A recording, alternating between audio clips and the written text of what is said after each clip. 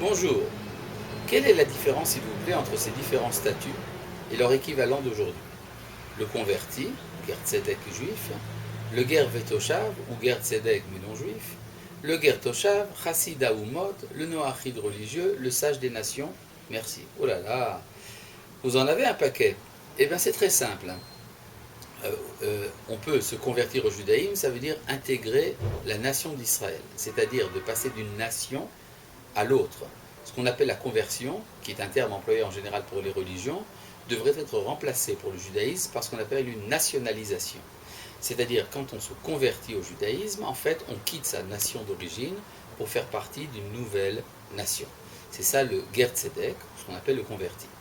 Il y a celui qui veut toujours appartenir à sa nation d'origine, qui ne veut pas intégrer une autre nation que la sienne, il ne veut donc pas devenir fils d'Israël, mais il peut être ce qu'on appelle ger vetoshav, c'est-à-dire l'étranger établi, qui peut également vivre parmi nous en Eretz Israël, mais qui reste membre de sa nation et qui n'est pas tenu d'accomplir toute la Torah, mais au moins les 7 lois noachides.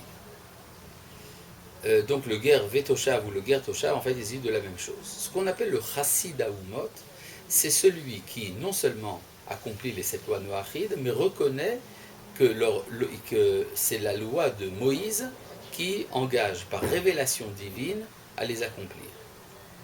Par contre, le sage des nations, c'est celui qui accomplit les commandements noachides parce que c'est sa raison humaine qui le porte à le faire.